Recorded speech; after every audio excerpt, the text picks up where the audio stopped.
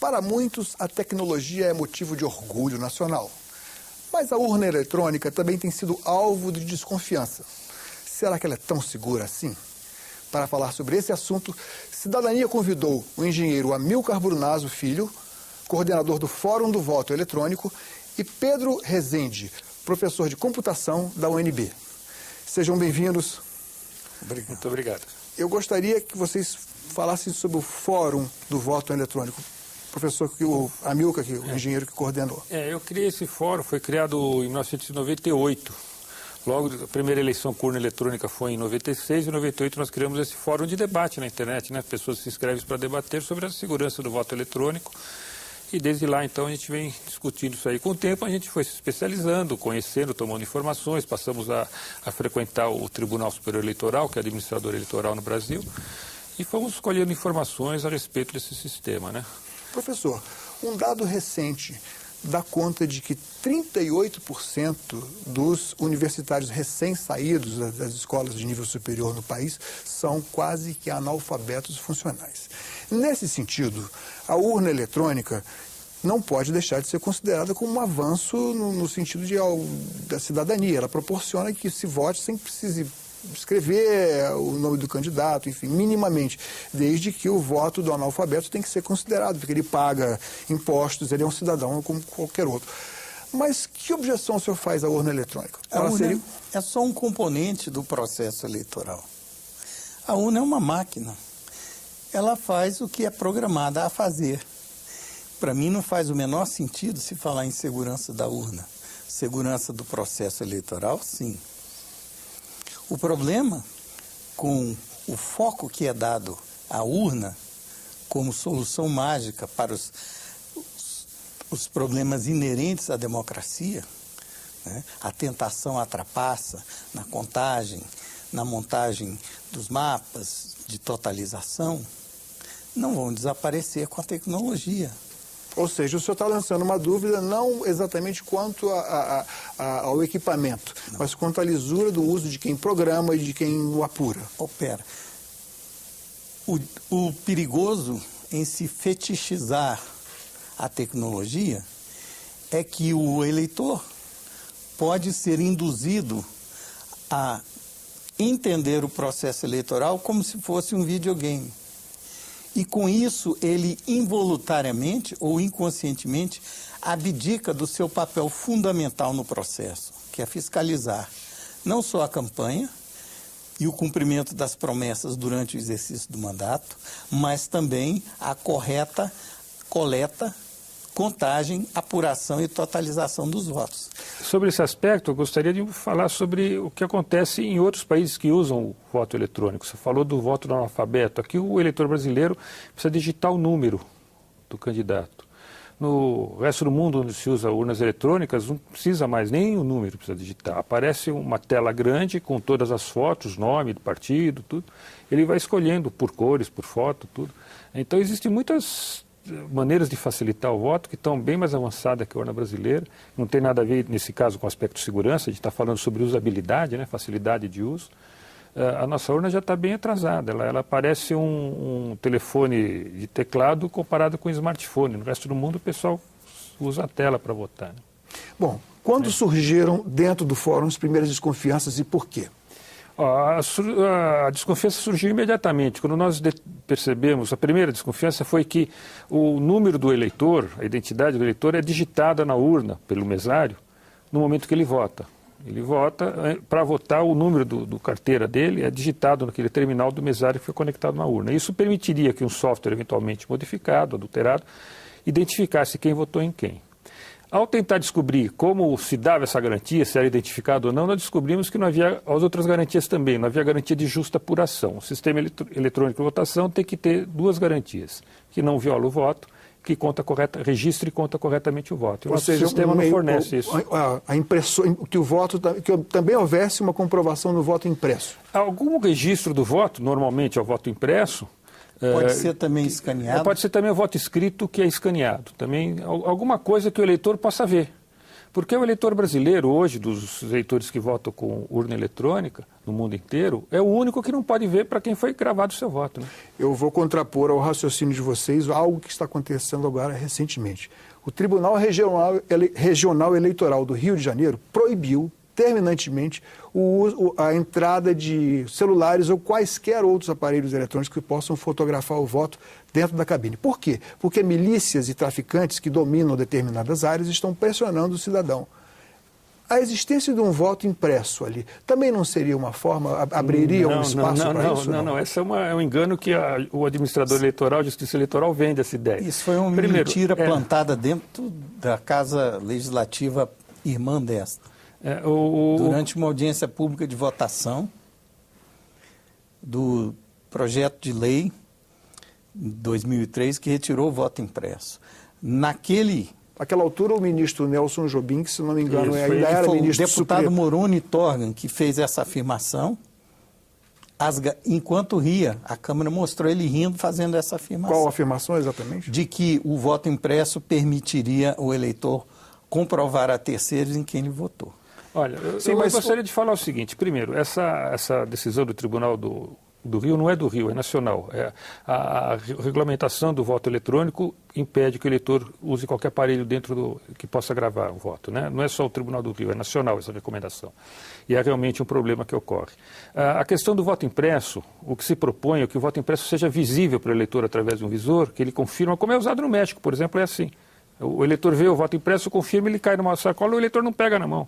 Ele não leva para fora. Mas o ministro Nelson Jobim alegou na ocasião que era muito caro colocar impressoras ao lado outro argumento falho, totalmente mentiroso, porque essas urnas que são usadas nos países que eu já citei, Peru, México, Argentina, Venezuela, Bélgica, Estados Unidos, que tem o voto impresso, tem uma impressora só, que imprime o voto, imprime os outros documentos. A urna brasileira já tem impressora, ela não precisa de outra impressora. Qual o custo em dólar da urna desses países e a urna nossa brasileira? Vamos dizer que não é mais cara. Vamos dizer que é 1/10 do que se gasta hoje com a introdução da identificação biométrica, esta sem nenhum efeito de segurança como alardeado. Bom, sejamos claros aqui.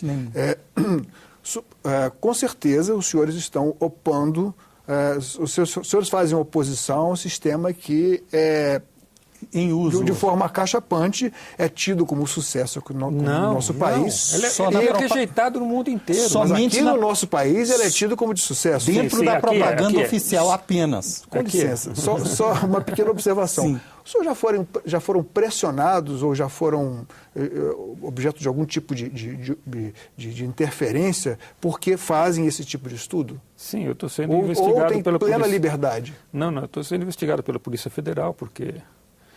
com acusação de difamação contra os técnicos do Tribunal Eleitoral. O senhor teve então que constituir advogado para se defender? Sim.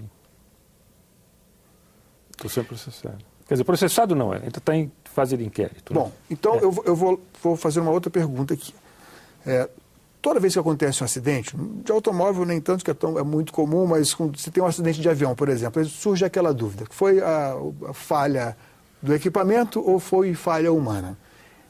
A gente sabe que o equipamento é muito difícil, uma urna não vai, até por fadiga, eu acho que isso não vai acontecer, porque ela funciona uma vez a cada 2 anos, depois ela digamos assim, ela é atualizada do ponto de vista tecnológico.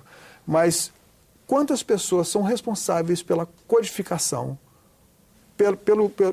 pelas senhas ali? Quantas pessoas e com que intervalo de tempo elas são avisadas de que vão ter que programar tais e tais urnas para as eleições majoritárias e proporcionais? Todo software é feito por funcionários do tribunal, funcionários carreiras que trabalham lá direto. O software das urnas, o software de totalização também, que faz a base de dados, né?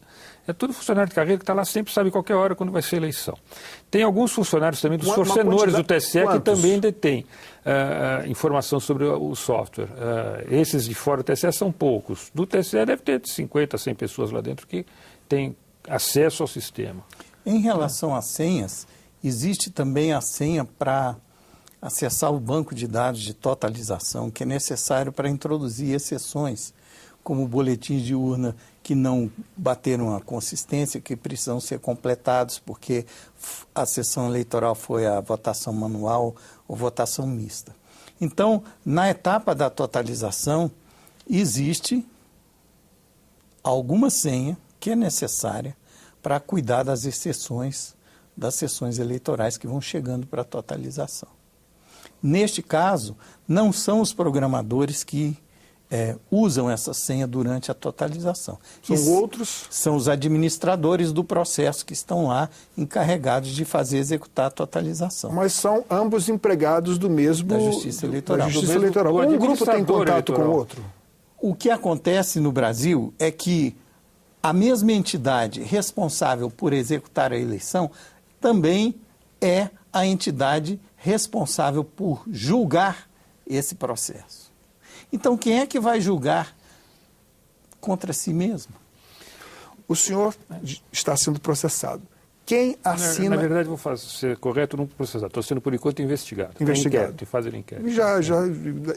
Em sendo o inquérito da Polícia Federal, já exerce uma pressão, digamos, considerável sobre o senhor. O que diz... O senhor pode me dizer o que está escrito lá nessa investigação? O senhor tem acesso? Não, eu fui chamado para depor e não me apresentaram com a acusação. Isso quando foi? Há um ano atrás. Foi após as eleições de 2010, isso? Após as eleições de 2010. Bom, algumas notícias de jornal que a gente sabe, em alguns estados, no estado do Rio de Janeiro, se não me engano, em Minas Gerais ou São Paulo, não me vem à memória agora. Mas não deixam de ser acusações pontuais. Pergunto, antes de haver a urna eletrônica, havia muita fraude, muitas possibilidades que a urna eletrônica, evidentemente, não as multiplicou. Bom, fazendo tábula rasa nesse raciocínio aqui. Qual a desvantagem que ela trouxe, então? Posso responder? Então, eu gostaria de responder também. Responde primeiro, Pedro. Qual fraude é pior? A que é visível ou a que é invisível? O fato de que hoje ninguém consegue provar que há fraude não significa necessariamente que elas não mais existam.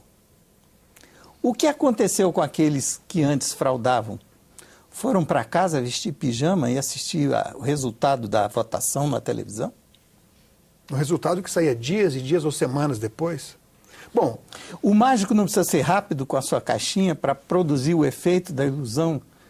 Quando o ex-vice-presidente Al Gore perdeu a eleição para o George W. Bush nos Estados Unidos, houve uma recontagem de votos ou seja, o sistema tradicional de urna, de votação escrito no papel, não eliminou também a possibilidade de... Mas o que você está errando, Paulo, é na comparação urna eletrônica com voto manual, achando que a urna eletrônica então resolveu o problema.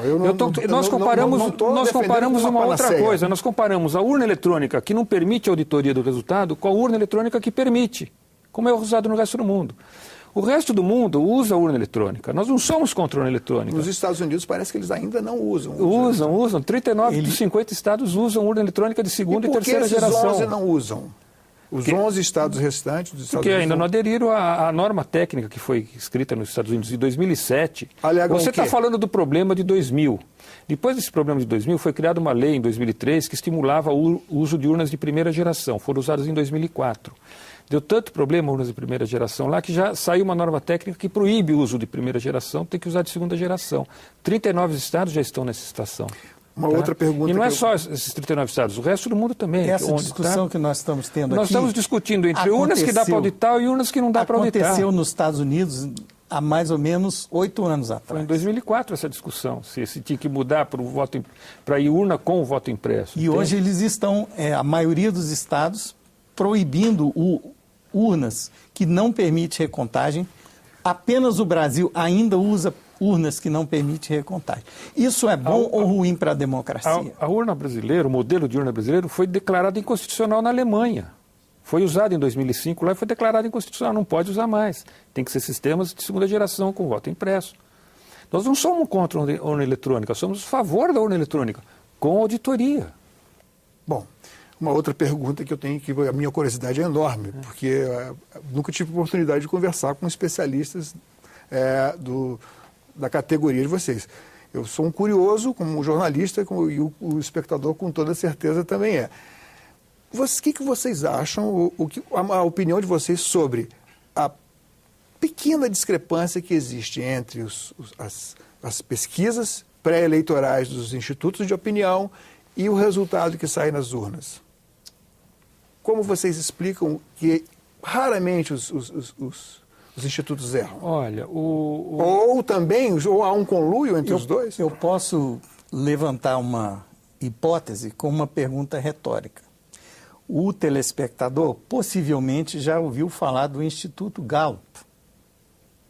Não é? O Instituto Gallup é o maior instituto de pesquisas de opinião do mundo. O Instituto Gallup faz pesquisa de opinião no Brasil. O Instituto Gallup faz pesquisa de opinião eleitoral em outros países, mas no Brasil o Instituto Gallup não faz pesquisa eleitoral. Por quê? É curioso o fenômeno de, em alguns estados, quando se aproxima a eleição, institutos de pesquisa começam a divergir em relação às suas previsões. Só um dos dois vai acertar. Agora, vamos raciocinar... O senhor quer falar, o senhor quer dizer, dois institutos diferentes começam a... divergir em relação às suas previsões. Suas próprias, cada um em relação à sua própria previsão anterior. Um instituto prevê que candidato A vai vencer a eleição com tantos por cento de diferença. O outro instituto prevê que candidato B vai ganhar a eleição com tantos por cento de diferença. Ou que vai empatar, né? Bom, eu tenho uma séria desconfiança que uma margem de 3% para mais ou para menos é demasiado. Uma vez perguntaram ao presidente de um desses institutos de pesquisa, só me recordo o sobrenome dele, que era Montenegro, por que com a votação eletrônica os episódios, os casos em que o Instituto errava além da margem de erro prevista, o que deveria ocorrer uma vez em 1000, por que isso estava acontecendo com uma frequência bem maior do que a estatística previa? A resposta dele me fez rir. Ele disse que com a urna eletrônica, o eleitor muda de opinião muito rápido. Agora, o que o eleitor talvez não tenha percebido é que a opinião do eleitor pode mudar depois dele ter apertado as teclas. Com a urna eletrônica, ele não tem como saber se isso aconteceu ou não. Isso tudo seria sanado se lá em 2003 tivéssemos aprovado em lei que a obrigatoriedade de termos a cada urna eletrônica acoplada a uma impressora. Não, foi aprovado em 2002 e foi revogado em 2003. Voltou a ser aprovado em 2009... para valer em 2014. E os ministros do TSE...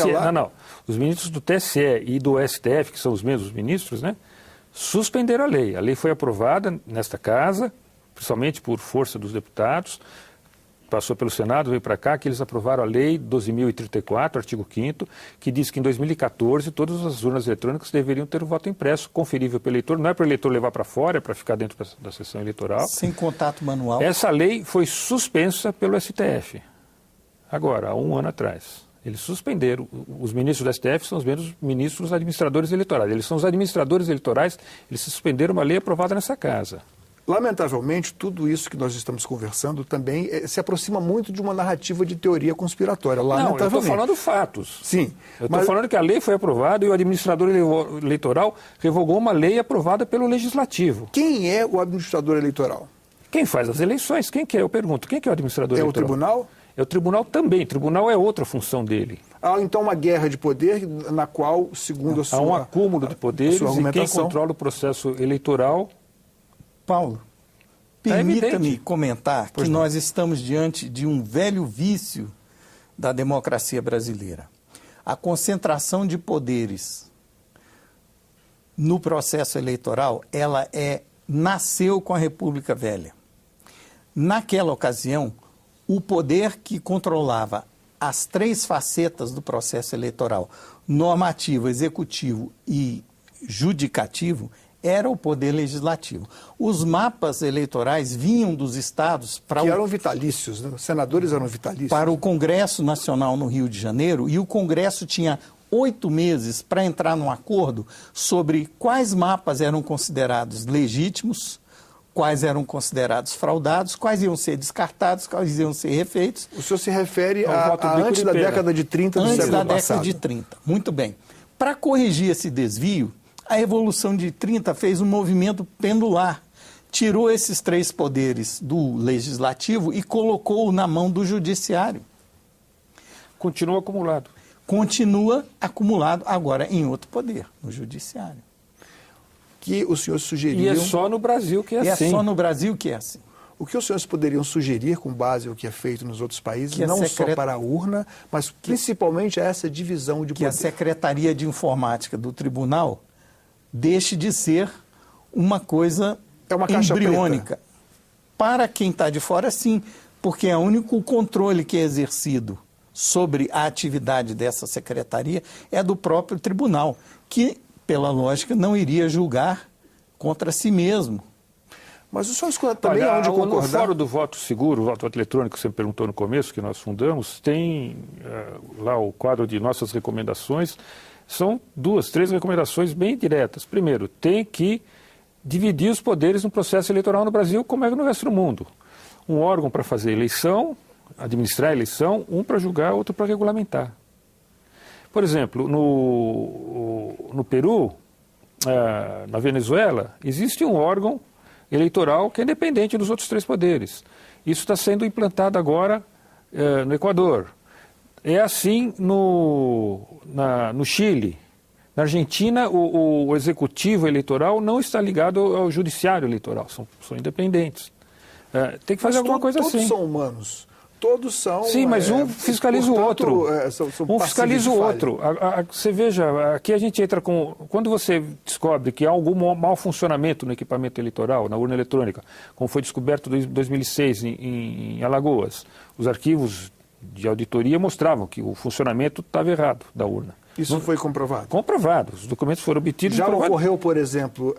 não dizia quantos votos. Comprovação, não. Você assinalar o voto para um candidato e ser desviado para outro. O sistema não registra o voto, não como você sabe. Não permite recontagem, não se pode saber O disso. sistema é feito para não gerar... na memória lá do... Vou lhe dar um exemplo do que pode ser detectado. Você abre um arquivo chamado log da urna, lá está listado quantos eventos eleitor vota ocorreram entre 8 da manhã e 5 da tarde. Suponha que numa sessão eleitoral tenham havido 315 eventos eleitor vota. Sai o boletim de urna, é publicado na internet, aquela sessão eleitoral, somando todos os votos brancos, nulos e dos candidatos, 327. Ou seja, 12 a mais. Discrepância. Quando isso é apresentado como prova de que algo aconteceu de errado naquela sessão eleitoral com a votação, como sai a sentença?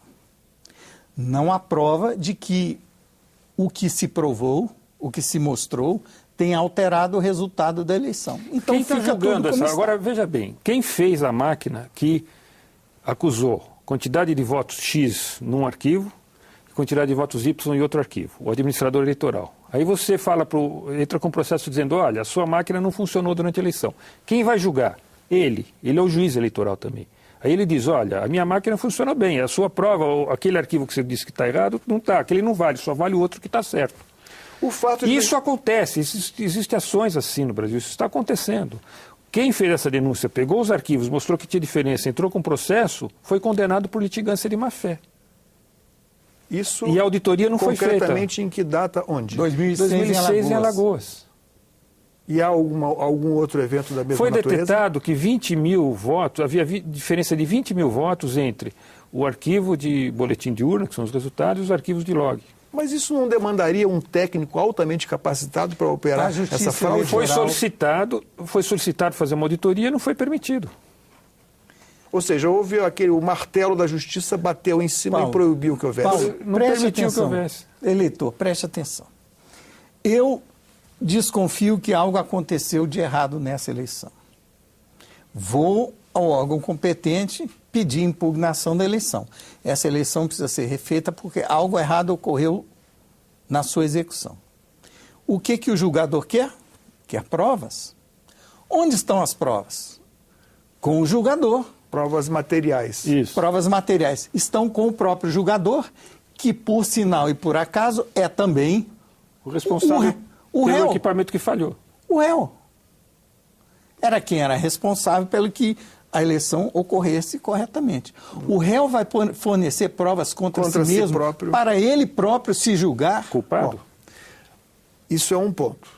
Bem, Agora, gaba-se então. Eu acho que devemos admitir que o fato de estarmos caminhando para urnas com o voto, com a identificação do eleitor através da impressão digital vai também ser um movimento positivo no sentido da transparência. Não, esse é outro engano. Ledo engano. Eu engano. O real objetivo da biometria não é impedir a fraude. Qual seria, então? Esta é uma grande questão. Quem tem interesse nesse cadastro biométrico? Na última eleição no Maranhão... O TSE captura a impressão digital dos 10 dedos dos eleitores. Na urna eletrônica, para reconhecer a identidade do eleitor, só tem 2. As outras 8 o TSE não usa. Por que ele captura as 8 que ele não usa? Eu só estou perguntando. Alguém conhece algum mecanismo de identificação biométrica que não tem uma cancela do lado para quando a medida dá errada? Quando o dedo não é reconhecido corretamente? Bom, o senhor conhece alguma catraca que, por identificação digital, que não tem uma cancela lateral? A urna eletrônica é exatamente da mesma forma. Vai continuar existindo uma senha que o mesário pode usar para liberar o voto de quem não se identificou ou não foi identificado adequadamente com o seu dedão no leitor biométrico. Mas, evidentemente, essa cancela terá que ser sempre uma exceção, não a regra. Não, mas o fabricante do equipamento... Quem punha votos na urna manual não era regra, era exceção. Quem deixava o eleitor pôr mais votos lá dentro? Ou era o mesário, ou era o funcionário que transportava, era algum funcionário do administrador eleitoral que permitia pôr voto lá dentro. Na urna eletrônica, o mesário continua pondo voto na urna eletrônica, mesmo biométrica. O fabricante da biometria... É ilusão que a biometria acaba com isso, não acaba, continua a fraude. O fabricante possibilidade de fraude. Bom, o fabricante do equipamento biométrico alega que o dispositivo que foi adquirido pela Justiça Eleitoral, com o software que vai estar rodando para executar a identificação biométrica, deve dar uma média de 1% de falsos negativos. Então, se não houvesse trapaça ou má-fé, não é nem muito nem pouco. É o que a tecnologia, nesse nível de custo, pode oferecer. 1%. Se não houvesse nenhum sinal do que uma palavra que o senhor gostou de usar aí, conspiração, eu não acredito em teoria da conspiração. É só olhar no dicionário o que significa conspiração. Não precisa da teoria. Em algumas sessões eleitorais na última eleição, 2010, 67% dos eleitores teriam dado identificação falsa. Em alguma... Isso 60%. É fato. A média nacional... isso é a média nacional com dados do TSE. A média nacional, de onde houve urnas biométricas, foi 7% de falso negativo, de não identificação. Urnas a média nacional. Ou seja, essas... E com picos de 60%. Houve uma urna que 60% dos eleitores que votaram, eram 240 eleitores, cento e tantos, não tiveram impressão biométrica rejeitada e o mesário liberou para votar. Agora, elas não tiveram impressão digital e o mesário liberou, ou o mesário liberou porque quis? Onde há... Isso é dado, é documento, está documentado. Tem uma frase de um criptógrafo famoso chamado Bruce Schneier, que vale a pena citar nesse programa, nesse momento. Ele diz o seguinte: quem acha que a tecnologia vai resolver os problemas da natureza humana não conhece nem a tecnologia, nem os problemas da natureza humana. Bom, eu preciso deixar bem claro que o nosso objetivo aqui não é exatamente lançar qualquer dúvida sobre a lisura do sistema, senão até podemos ser incursos aí em alguma investigação da Polícia Federal, não é? Eu apenas trouxe busquei trazer 2 especialistas que lançam sérias dúvidas quanto à capacidade do sistema ser 100% correto. Eu gostaria de recomendar para quem estiver nos ouvindo que procure se informar o que está ocorrendo no resto do mundo, porque essa informação que o Brasil está na frente do processo eleitoral é totalmente falsa, o eleitor brasileiro está sendo enganado. No resto do mundo, o sistema já evoluiu para sistemas com auditoria, com voto impresso, e só que nós continuamos com esse sistema. A questão, Paulo, que eu levantei sobre tecnologia e problemas da natureza humana, tem a ver com interesses conflitantes. Um processo eleitoral sempre vai ter mais de 2 interesses potencialmente conflitantes concorrendo para atingir um objetivo. O eleitor que quer eleição limpa, um candidato que quer ganhar, se possível, fraudando, se puder fazê-lo impunemente, e o seu concorrente. 3 interesses potencialmente conflitantes. Em situações de risco onde há mais de 2 interesses potencialmente conflitantes, considerar a possibilidade de conluio é um dever do profissional de segurança, não é paranoia nem teoria conspiracionista. Ou seja, há que desconfiar do caso. Portanto, a tecnologia nunca vai resolver os problemas de um mesário desonesto. Ele vai saber como burlar, porque vai haver como, não adianta tentar fazer a tecnologia mais complexa, ele vai descobrir como burlar a tecnologia disponível para coletar votos, para que ela subverta o seu propósito legítimo. Bom, nosso tempo está terminando. Eu agradeço a extremamente gentil visita de vocês aqui. Quero dizer que o programa está aberto a qualquer ponto de vista, inclusive os que são contra são a favor, evidentemente. E agradeço a presença de vocês aqui. Muito obrigado, Paulo, pela oportunidade. Cidadania entrevistou Amilcar Brunazzo Filho, coordenador do Fórum do Voto Eletrônico, e Pedro Rezende, professor de computação da UNB, sobre o tema Segurança da Urna Eletrônica. Para enviar críticas, sugestões ou mesmo baixar uma cópia deste ou de qualquer outro programa da TV Senado, acesse www.senado.gov.br/TV. Obrigado pela atenção e até o próximo Cidadania.